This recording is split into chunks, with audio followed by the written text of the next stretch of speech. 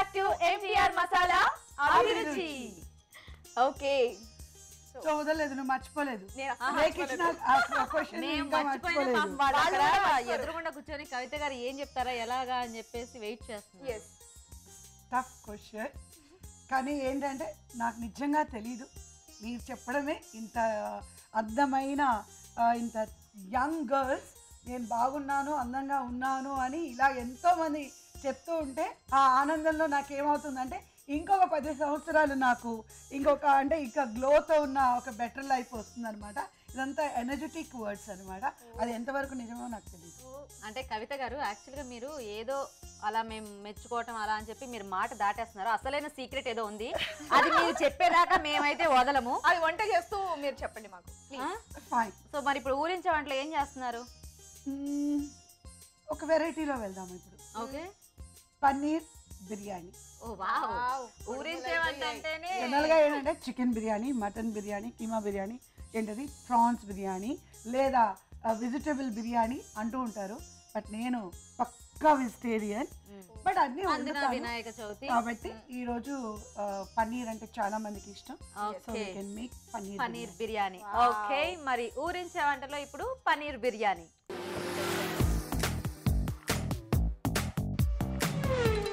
పన్నీర్ బిర్యానీ. మరి దీనికి కావాల్సిన పదార్థాలు ఏంటో ఇప్పుడు చూద్దాం. పన్నీర్ బిర్యానీకి కావాల్సిన పదార్థాలు: బాస్మతి బియ్యం 1 కప్పు, పన్నీర్ ముక్కలు 1 కప్పు, పెరుగు 1/2 కప్పు, గరం మసాలా పొడి 1 టీ స్పూను, మసాలా దినుసులు కొద్దిగా, బిర్యానీ ఆకు 1, అల్లం వెల్లుల్లి పేస్ట్ 1 టీ స్పూను, తరిగిన పచ్చిమిరపకాయలు 3, వేయించిన ఉల్లిపాయ ముక్కలు 1/2 కప్పు, ఉప్పు కారం తగినంత, పసుపు చిటికెడు, నిమ్మరసం 1 టేబుల్ స్పూను, తరిగిన పుదీనా కొద్దిగా, నెయ్యి 1 టేబుల్ స్పూను, నూనె 1 టేబుల్ స్పూను, వేయించిన జీడిపప్పు కొద్దిగా. పన్నీర్ బిర్యానీకి కావాల్సిన పదార్థాలన్నీ చూసారు కదా. మరి కవిత గారు, మరి దాన్ని తయారు చేసే విధానం కూడా చూపిస్తారా? ష్యూర్.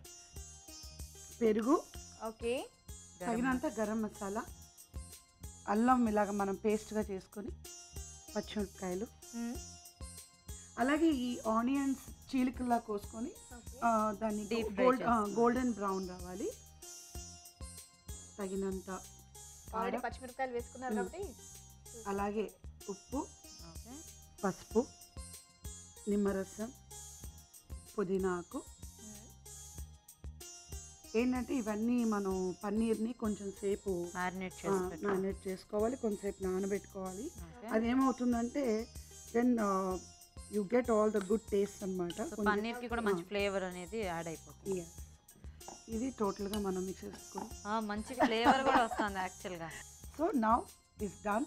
ఇది కొంచెం సేపు మనం అలా ఉంచేసి ఈ స్టవ్ ఆన్ చేసుకొని వాటర్ మనం సో వాటర్ కొంచెం బాయిల్ అయిన తర్వాత వీ హ్యావ్ టు పుట్ అనమాట ఇవన్నీను. సో దీంట్లో ఏంటంటే ఈ మనం ఇది దాల్చిన చెక్క, యాలక్కాయలు, ఇది వేసుకోవాలి. బిర్యానీ లీవ్స్, పుదీనా, అలాగే సాల్ట్. రైస్ ఏంటంటే ఆల్రెడీ మనం కొంచెం సేపు సోక్ చేసి పెట్టుకోవాలన్నమాట. కొన్నిసార్లు మనం ఏం చేయొచ్చు అంటే ఇంకా బెటర్ టేస్ట్ కావాలంటే 1 డ్రాప్ ఆఫ్ గీలోని కొంచెం ఫ్రై చేసుకొని ఆ తర్వాత సోక్ చేస్తే కనుక. సో అయితే ఫస్ట్ ఇది మ్యారినేట్ చేసి పక్కన పెట్టుకోవాలి. అండ్ ఇలాగా ముందు మనం లోపల మనకి అది నానే లోపల మనకి ఇది కూడా ఉడికిపోతుంది అనమాట. సో ఎప్పుడు కూడా కుకింగ్ లో కావాల్సింది ఏంటంటే ప్రాపర్ ప్లాన్. క్లమ్జీగా చేసుకోకుండా కొంచెం ప్లాన్డ్ గా కనుక చేసుకుంటే కుకింగ్ బాగుంటుంది. చాలా మంది ఏం చేస్తారంటే పొయ్యి మీద పెట్టిన తర్వాత అప్పుడే ఫోన్ మాట్లాడుతూ ఉంటారు. సో ఇక్కడ ఏదో వేయాలి అనుకున్నది మర్చిపోతారు. సో ఓకే అయిపోయింది కదా ఇంకేం చేస్తా, ఏం చేయలేమని సగం ఇంగ్రీడియంట్స్ మిక్స్ చేయకుండా పెట్టేస్తూ ఉంటారు. సో అదేమో టేస్ట్ రాదు, ఏదో లాగుంది, ఏదో మిస్ అయిందంటే పర్వాలేదులేండి వాటికి తినండి అంటారు తప్ప నేను అంటే మర్చిపోయారని చెప్తే మళ్ళీ అక్కడ మిస్టేక్ అయిపోతుంది అనమాట. సో అలాగా. సో ఇదేంటంటే ఈ లోపల మనం అవన్నీ సీజనింగ్ కూడా మనం రెడీ చేసుకోవాలి. ఓకే. సో దాన్ని మనం ఏంటంటే అది కుక్ చేయాలి కాబట్టి ఈ సీజనింగ్ మనం we can shift to this bowl. So అయిపోయినంత వరకు కూడా ఇది అందులో ఆ గిన్నెలో నానచ్చు, ఈ గిన్నెలో నానచ్చు. ఓకే, ఇప్పుడే కాదు, ఇది రెడీ అయిన తర్వాత. ఓకే, మరి ఆలోపు మేము ఒక చిట్కా చూస్తాం. ఓకే, మరి మీ అందరి కోసం ఒక చిన్న చిట్కా. ఇప్పుడు మీకోసం ఇంకొక చిట్కా. కాఫీ డికాక్షన్ ఎక్కువసేపు నిల్వ ఉండాలంటే అందులో కొద్దిగా పంచదార వేసి నిల్వ చేస్తే తొందరగా పాడవకుండా ఉంటుంది. ఓకే, సో చూద్దామండి ఒకసారి ఇది ఇంక Okay. సరిపోతుంది ఇలాగా. ఇందాక వాటర్ ఉంటాయంటే ఇలా ఉండిపోయినా ఇంకా అది అన్నం బాయిల్ అయినట్టేనా అండి? నువ్వు ఇప్పుడు స్టవ్ వెలిగించచ్చు. అవునా? ఓకే.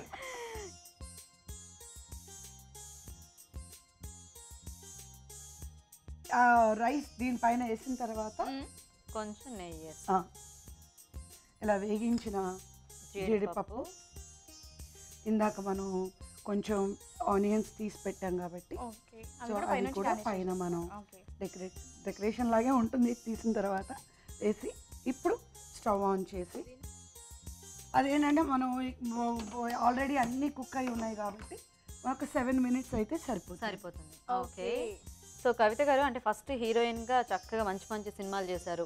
ఆ తర్వాత బ్రేక్, సెకండ్ ఇన్నింగ్స్ కూడా మళ్ళీ సూపర్గా స్టార్ట్ అయింది మీది. నిన్నే పెళ్ళాడతా, పెద్దరికము, ఇలాంటివన్నీ కూడా కదా.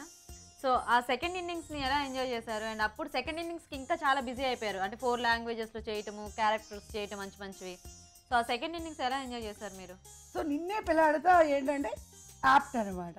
సో అందులో చాలా మంది ఏంటంటే బాగా యాక్ట్ చేస్తారు అంటారు. నాట్ యాక్ట్ చేయడం, జీవించేసారు. జస్ట్ బిహేవింగ్ అన్నమాట. ఏంటంటే నాకు నా ఒరిజినల్ అదే కాబట్టి ఒక మిస్టీవ్గా, నాటీగా, అల్లరల్లరిగా అలా ఉండే ఆ క్యారెక్టర్ ఏంటంటే పెద్దగా నేను ఓహో అని దాన్ని సీరియస్గా ఆలోచించి యాక్ట్ చేసే క్యారెక్టర్ కానే కాదు. సో నేను నార్మల్గా ఎలా ఉంటానో అందులో ఒరిజినల్ కవితను అందులో చూడొచ్చు అనమాట. సో అలాగా ఆ సినిమా మాత్రం నేను బాగా ఎంజాయ్ చేశాను. పెద్దరికంలో క్యారెక్టర్ కూడా అలాంటిదే కదా, ఫుల్ కామెడీ.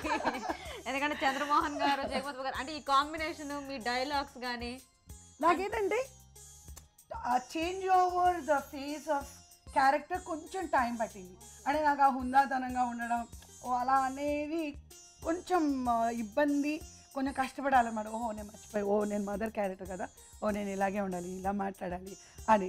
సో అలా కొంచెం కష్టమైంది.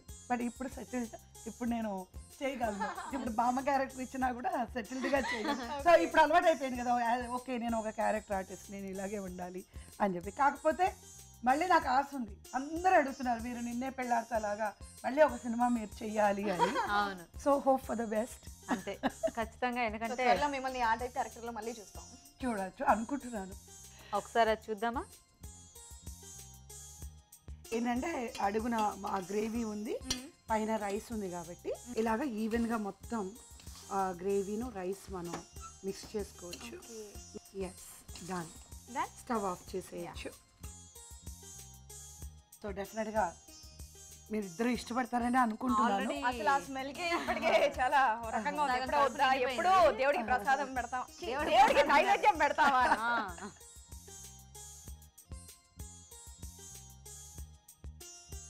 సో డెకరేటివ్గా మనం తీసేసుకుంటున్నావా? తీసేసుకో. ఓకే, సో మరి వేడి వేడిగా పన్నీర్ బిర్యానీ రెడీ అండి. టేస్ట్ చూసే ముందు ఈ బిర్యానీ ఎలా తయారు చేయాలో ఒకసారి చూద్దాం. పన్నీర్ బిర్యానీ తయారు చేయు విధానం. బాస్మతి బియ్యం కాసేపు నానబెట్టి ఉంచాలి. ఒక బౌల్లో పెరుగు, గరం మసాలా పొడి, అల్లం వెల్లుల్లి పేస్ట్, తరిగిన పచ్చిమిరపకాయలు, వేయించిన ఉల్లిపాయ ముక్కలు, ఉప్పు, కారం, పసుపు, నిమ్మరసం, పుదీనా, కొంచెం నూనె వేసి దీనిలో పన్నీర్ ముక్కలు వేసి బాగా కలిపి కాసేపు నానబెట్టాలి. ఒక పాన్ లో తగినన్ని నీళ్లు పోసి మసాలా దినుసులు, బిర్యానీ ఆకు, పుదీనా, ఉప్పు, నానబెట్టుకున్న బాస్మతి బియ్యం దీనిలో వేసి ఒక ఉడుకు రానివ్వాలి. మందపాటి గిన్నెలో ముందుగా సిద్ధం చేసుకున్న పన్నీర్ ముక్కల మిశ్రమం వేసి ఉడుకుతున్న బాస్మతి బియ్యం పైనుంచి వేయాలి. దీనిపైన నెయ్యి, వేయించిన జీడిపప్పు వేసి గట్టిగా మూత పెట్టి సన్నటి సెగపై ఉడకనివ్వాలి. అంతే, పన్నీర్ బిర్యానీ రెడీ. కవిత గారు, బిర్యానీ ఇంత ఈజీగా చేసుకోవచ్చా అని అనుకునేలాగా చాలా ఫాస్ట్ గా అండ్ టేస్ట్ చూడకుండానే ఆ స్మెల్ ని బట్టే తెలిసిపోతుంది ఆ బిర్యానీ ఎలా చేస్తారా, చాలా కష్టంగా ఉంటుంది అనుకున్నాం కానీ చాలా ఈజీగా చేస్తారు. సో ఓకే, మరి బిర్యానీ చకచకా చేసేసారు, ఇంకా అలాగే చకచకా నెక్స్ట్ ఊరించే వంటలు ఏం చేయబోతున్నారు? సింపుల్గా, అంటే ప్రతి ఒక్కళ్ళు అంటే భోజనంతోనే తినాలని లేదు, హ్యాపీగా 4 o'clock టీ తాగుతూ కానీ, లేదా ఒక సండేలో అందరు ఈవినింగ్ కూర్చున్నప్పుడు వేడి వేడిగా. సో మాకు అర్థమైపోయింది మీరు ఇప్పుడు ఒక స్నాక్ ఐటమ్ చేయబోతున్నారని. ఓహో, స్మార్ట్ గర్ల్స్ కదా. అదే ఏంటంటే జనరల్గా వడలు అందరం చేసుకుంటాం, శనగపప్పుతో వడలు కానీ, లేదా మినపప్పు వడలు కానీ, ఆనియన్ వడలు కానీ, ఇది పెరుగు వడలు కానీ చేసుకుంటాం. బట్ ఇదేమవుతుందంటే మనకి హెవీ లేకుండా చక్కగా పాలకూరతోని మంచి శనగపప్పు పాలకూరతో మంచి వడలు చేసుకోవచ్చు. పాలకూర వడలకి కావాల్సిన పదార్థాలేంటో ఇప్పుడు చూద్దాం. పాలకూర వడలకి కావాల్సిన పదార్థాలు: తరిగిన పాలకూర 1 కప్పు, శనగపప్పు 1 కప్పు, తరిగిన పచ్చిమిరపకాయలు 2, తరిగిన అల్లం 1 టీ స్పూను, తరిగిన కరివేపాకు కొద్దిగా, తరిగిన ఉల్లిపాయ 1, ఉప్పు కారం తగినంత, నూనె డీప్ ఫ్రైకి సరిపడా, శనగపిండి 1 టేబుల్ స్పూను. పాలకూర వడలు తయారు చేయడానికి కావాల్సిన ఐటమ్స్ అన్ని చూసారు కదా. దాన్ని తయారు చేసే విధానం చూసే ముందు ఒక బ్రేక్ తీసుకుందాం అండి కవిత గారు. ఓకే, ఎంటీఆర్ మసాలా అభిరుచిలో ఇప్పుడు ఒక చిన్న బ్రేక్.